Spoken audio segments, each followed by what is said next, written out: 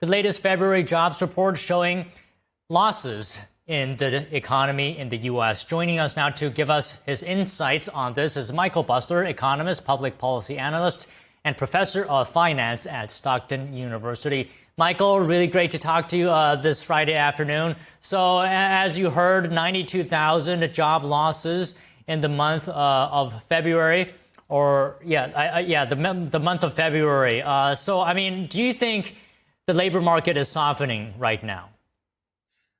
So in economics, we always say 1 month does not make a trend. So we saw very strong job numbers in January, over 120,000, and in February we now had a net loss of jobs for 90,000. That could be due to a number of factors. We had very severe weather in February, and sometimes companies lose business and have to lay people off.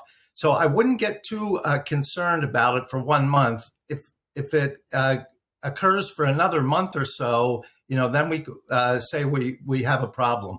I still believe the economy will grow at about a 4% rate this year. It grew at a 4% rate in the second and third quarter, slowed down in the fourth quarter of last year, mostly because the government was shut down for almost half of the quarter. From January to mid-November, the government was shut down. But most economists are figuring a rebound and somewhere in the 3 to 4% growth range. I'm favoring more towards the 4% range. And we'll just have to wait and see how these future job numbers look. Also, remember, these job numbers are constantly revised. So you can't get too excited when you have a real good number, as we did in January, and you shouldn't get too worried if you have a bad number in February. They'll likely be resolved, and we'll see how the rest of the months go to see if there's a trend.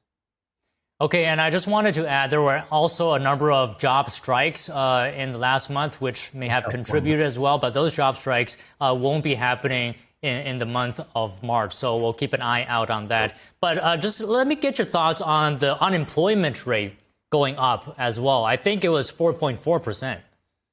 Yeah, it was 4.3 last month. It went up to 4.4. Now, there's a number of factors that go into account there. It's not just we lost jobs, but it's what the labor force participation rate was. In other words, are we still getting the same amount of adults, same percentage of adults entering being part of the job market or not? So again, we can't really tell by 1 month. We're going to have to wait and see what happens going forward. Clearly, though, this is not good news.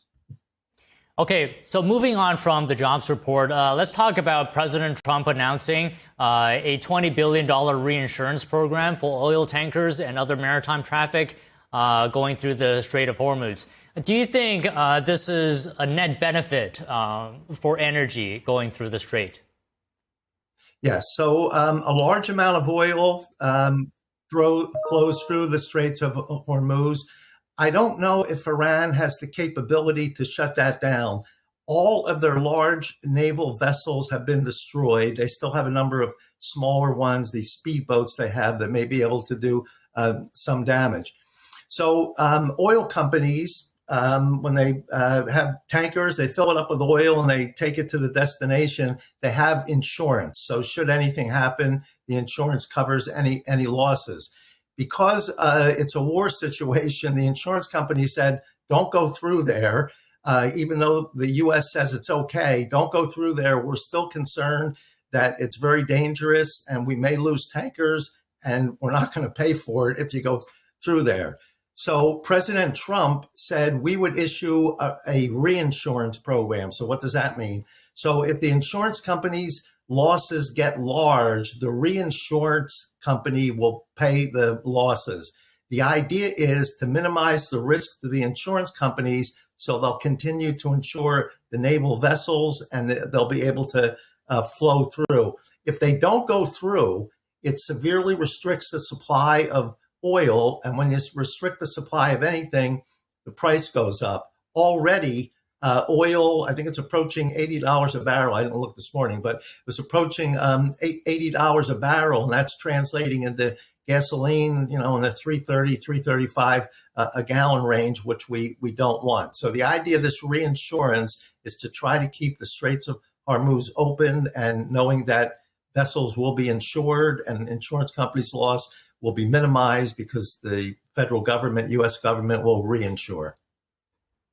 So, as you said, this program is trying to make sure that oil moves through the strait. But do you think companies have considerations besides insurance that, sometimes maybe it's just not worth it because of physical security of the Iran war? Yeah, so that's certainly there, and we want to try to minimize it. Now, President Trump has said we're going to keep the straits open. We've destroyed all of the large vessels Iran has.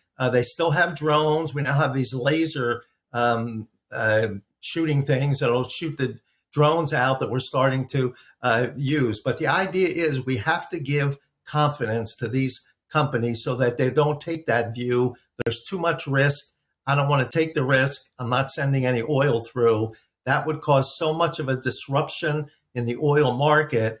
Oil prices would go up even higher, and gasoline prices would go higher. Fortunately, the world is not that dependent on Middle East oil as it was, 30, 40 years ago. So if you had a problem in the Middle East, oil prices would really spike, probably going up over $100 a barrel. Because we don't rely so much on Middle East oil, even if it's curtailed like this, price will go up, but it probably won't go up anywhere near $100 a barrel. And if Trump's plan in this reinsurance gives companies and insurance companies and oil companies enough confidence to keep going, then it'll minimize any of the negative effects of high energy prices on the economy.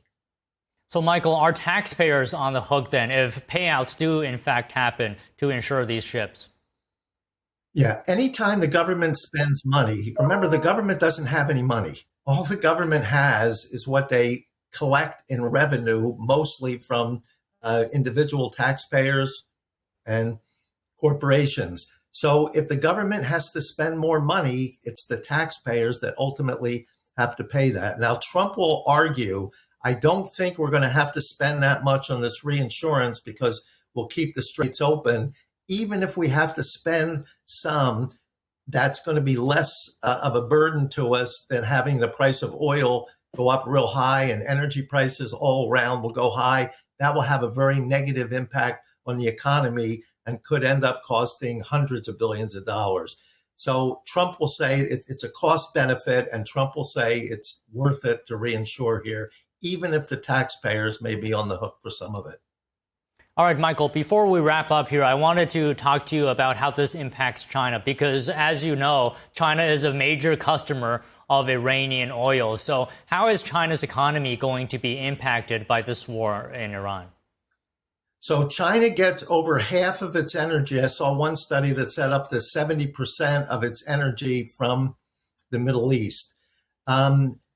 With China's economy, a lot of the data we get from China is not that reliable. They've been saying that they've been growing 8 to 10% a year. Some of my colleagues that study the Chinese economy say it's probably much less than that. Well, they've been saying 8 to 10%, and it's probably grown at about 4 or 5. Now they're saying it's going to only grow at about 4 or 5%, which really means it'll slow down to probably the 1 or 2% growth range. For a country like China that has a lot of consumer debt, a lot of housing that the Chinese people have been financed, taking out very large mortgages. As long as you're generating income, both the country and individuals, having debt is not a problem. But if you start to see reductions in income, both for the country and individuals, and they can't meet the mortgage payments, then you start to run into defaults. And with China, that's a very sensitive problem. They won't let large-scale defaults happen, but it will be a problem for them, and it could be a very costly problem if this thing lasts fairly long. And I just wanted to add, Michael, China is a manufacturing economy, exporting economy. And for manufacturing, what do you need? You need energy, right? So without its major supplier, Iran, I mean, is that going to just exacerbate its debt situation, as you mentioned just now? Yeah, yes, it will. Now, China's exports to the U.S. have gone down, but China has been able to find other countries, mostly in Asia, for their products. And as a result of that, their total exports have not gone down that much.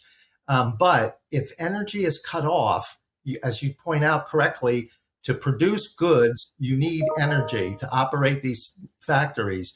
And if the supply gets cut off, they're going to have to start shutting down some factories because they don't have energy. And then that could cause their economy to really slow down and cause problems. Okay, well, Michael, great conversation as always. Hope you have a great weekend. Thank you for your time. Thank you.